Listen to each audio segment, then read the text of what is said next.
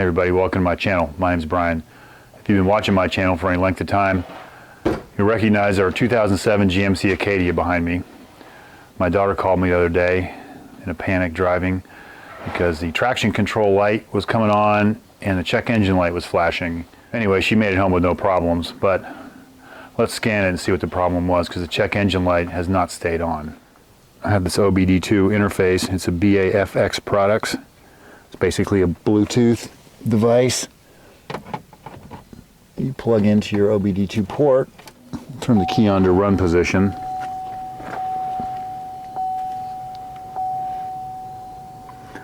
I use the Torque app, and it should automatically connect here in a second.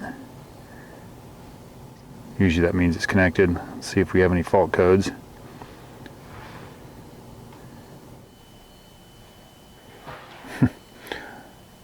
So it has no faults stored in the ECU.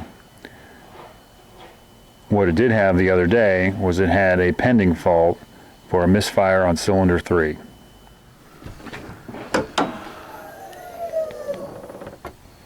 So the misfire could be one of several things, and that will sometimes make the traction control think it's slipping, but it's actually the engine misfiring. So it could either be a fuel injector problem, it could be a spark plug problem, or a coil problem.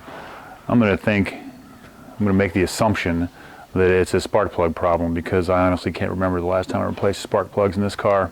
Anyway, we'll start with that. In this particular model, you remove the oil fill cap. The engine cover pulls off. The front cylinders are relatively easy. You have the coil pack you need to remove with a 10mm. Unplug the coil pack, take them out, and take spark plugs out. We'll start with the easy ones. So the internet told me 1, 3, and 5 are the back cylinders, 2, 4, and 6 are the front cylinders. Our misfire, of course, was on one of the back ones, middle one. We'll start with the easy ones on the front. You pull this little gray keeper back, and this should unplug.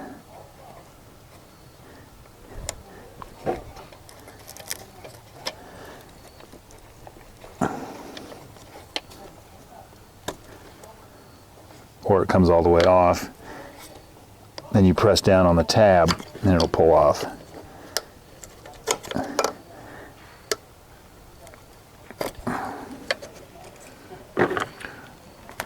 And then there's a 10mm bolt.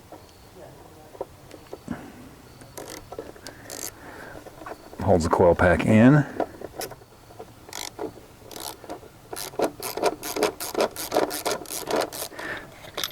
And out comes the coil pack.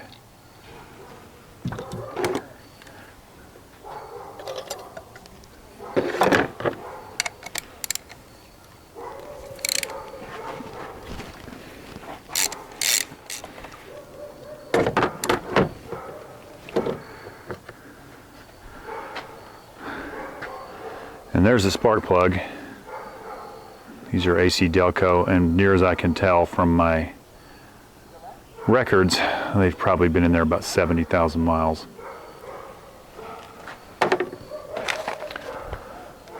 Went ahead and purchased a new set from this place. These are actually NGK Iridium spark plugs. That was about the best place I could find for the price. I'll put a link in the description. And disclosure, I am an Amazon affiliate, so I may get a few cents if you buy anything from that link. These are pre-gapped, so you can kind of tell they're pretty worn. So we'll go ahead and put these in. Now, in the past, I have showed putting anti-seize on these, and I've been crucified in the comments for that. So we're going to go and dry on this one to appease the internet.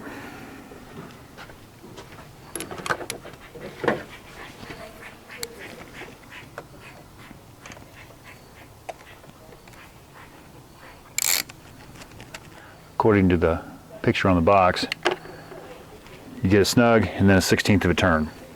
Coil pack's not full of oil, which is nice. Let's go ahead and put that back in. It'll snap down the plug.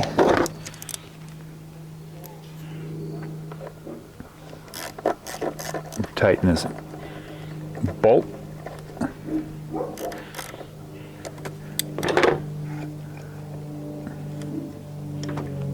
The electrical connector will snap on. Should be good to go. Let's work on the rest. I think this middle one here is number 4. Of course, it's buried under a harness.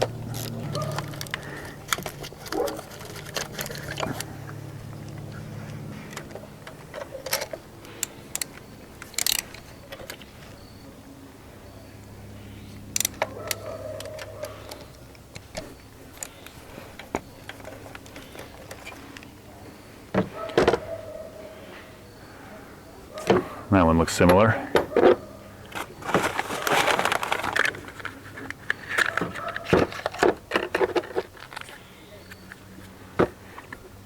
And these are gapped from the factory, so unless they've been dropped or messed up, you just leave it like it is.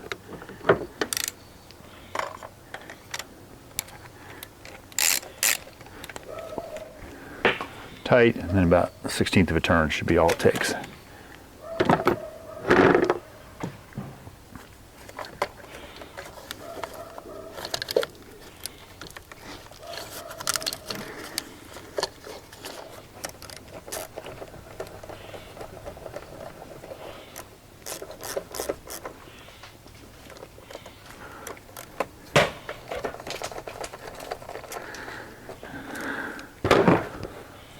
All that banging you hear are acorns falling. Hoping I won't get hit by one. It is a bumper crop of acorns this year.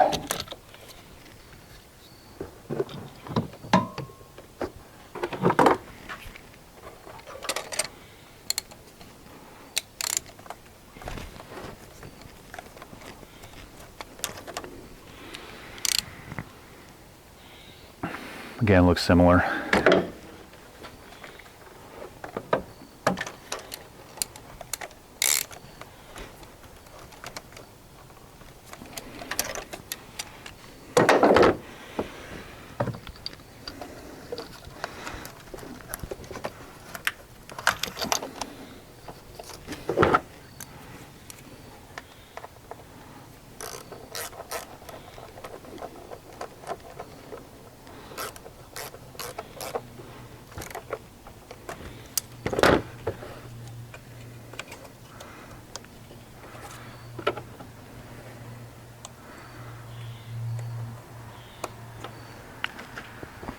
Okay, we're done. We're done with the easy ones anyway. The remaining 3 cylinders are back there. You have to do them by feel. I believe there's a way. I believe some people actually remove the intake manifold, or I've seen that. But I'm not sure that's this model. That might be a later model, because that intake manifold is a bitch to get off there. So we'll do the back by braille. It's been a while since I've done this, but you can kind of see the tops of the coil packs down in there. With this lighting you may not be able to, but there's one there, there's one there, there's one way back there. I found that just a deep socket gives you enough extension that you can get on that 10 mil.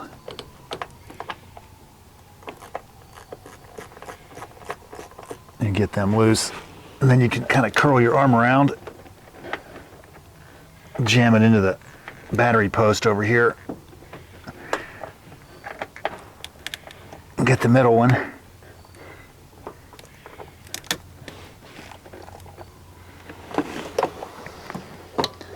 The bolt actually came out of that one. Apparently it's going to come out of all of them. Well, that's fine. And then the last one I found, you take your arm and you jam it all the way through there, your left arm, and then you can hand the tool with your right arm through this hole over here to get the last one, which I guess would be number 5. Now we can do the same thing. Reach all the way back in there.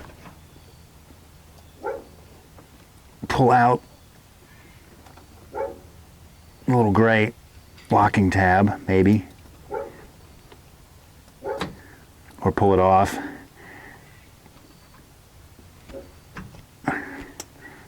And be able to press down the electrical connector and get it out. And you can reach around again, pull the coil pack out.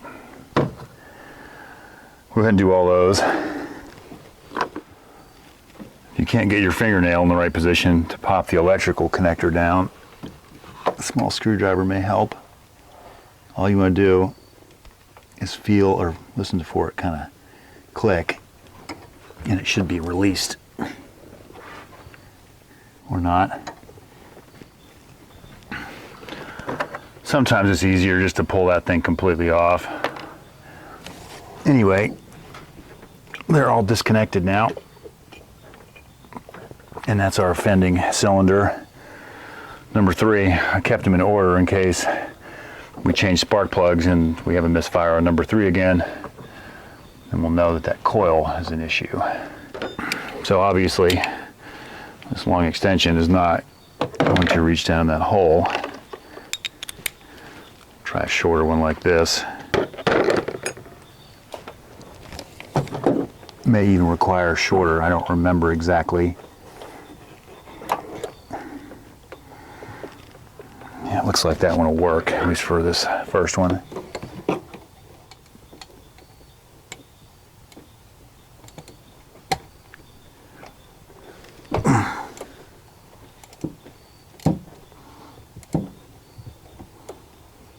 I happen to have this short snap-on stubby ratchet.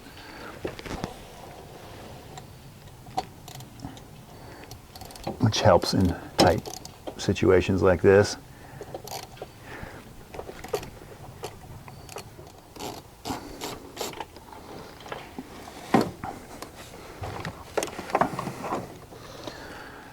There's number 1, so apparently that valve cover is leaking and allowing oil to get down in the spark plug hole.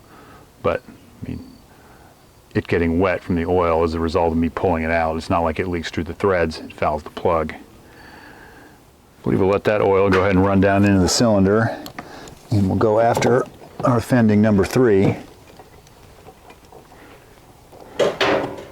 Watch out. There's a bonus bolt back in there. Guess I lost that at some point from something, from somewhere. Looking for the hole. These extensions are actually Mac Tools ones that I've had forever that lock, which are kind of nice in a situation like this where your socket won't fall off down the hole. Let's try our number 3 with this one. See if we can get enough torque with a stubby ratchet to get it loose.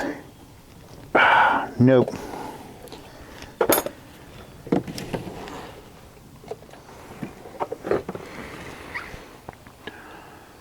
So that was the one that had the misfire. Honestly, it doesn't look any worse than the rest of them. So the last one, as usual, is going to be the fun one. Get your elbow all the way down in the corner. Get your tool down the hole. Hand yourself the ratchet from this side. This one's being a little bit difficult. I would imagine it's going to be tight the whole way out. Let's get a little easier.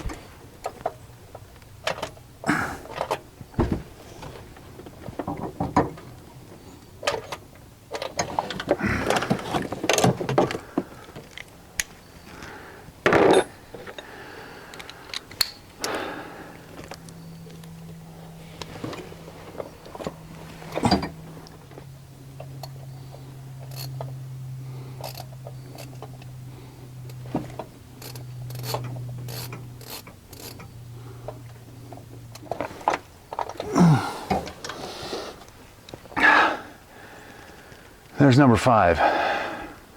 So now we'll do the same little reach around trick and get all of them back in there.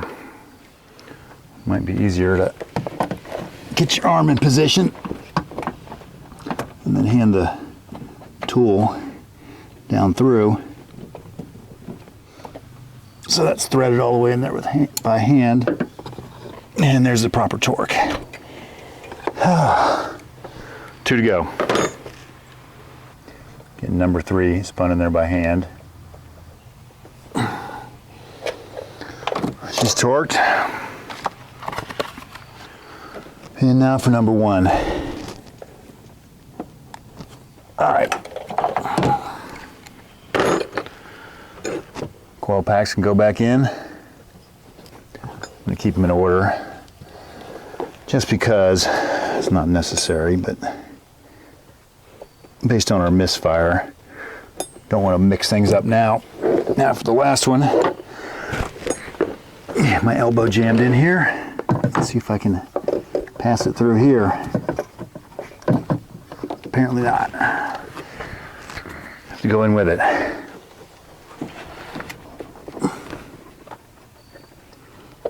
Well, my elbow's jammed in here. Go ahead and pop the electrical connectors back on onto all of them. Now for the bolts. Again, this is a braille method. And these 10mm bolts that hold the coils in don't need to be crazy tight. Snug's fine. They're not gonna fall up out of there. I did notice when I was pulling up in the driveway, power steering's whining a bit. Of course, I broke the dipstick off this years ago. And you can't really see, but looks a little low, so we'll top that off. Just putting a little bit of HEF in here. Putting in at least what I'm not pouring everywhere. Probably see what the engine oil looks like. Looks like she's a quart low too.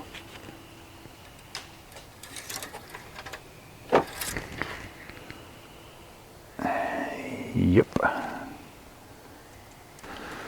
Now I've got half a quart. I don't have to suffice for now. All right, so my neighbor got a new leaf blower. He's trying out at every throttle setting imaginable. Anyway, let's see if she still runs.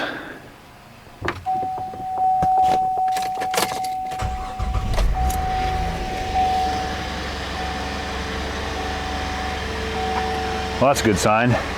Let's see if the steering whines. Oh yeah, fix that too. How about it? Since this vehicle still has a transmission dipstick, let's see if there's anything in that.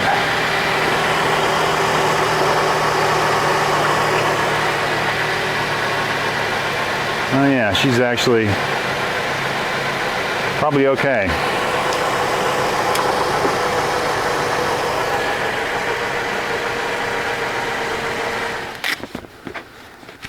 So let me update the maintenance records.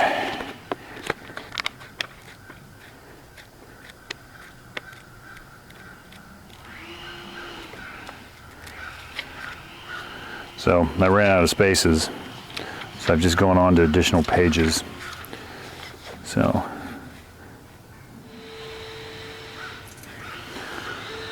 $261.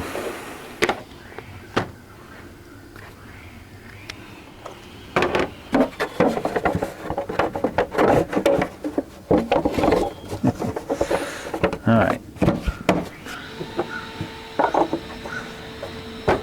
All right, there we go. So now everybody has their electric leaf blowers out. Anyway, I'll put some links in the description for any of those tools or things that might help do this job. I saw somewhere that it would cost you $350 at a shop to do this. I'm sure you can save a lot of money by doing it yourself. Thanks for watching. We'll see you next time.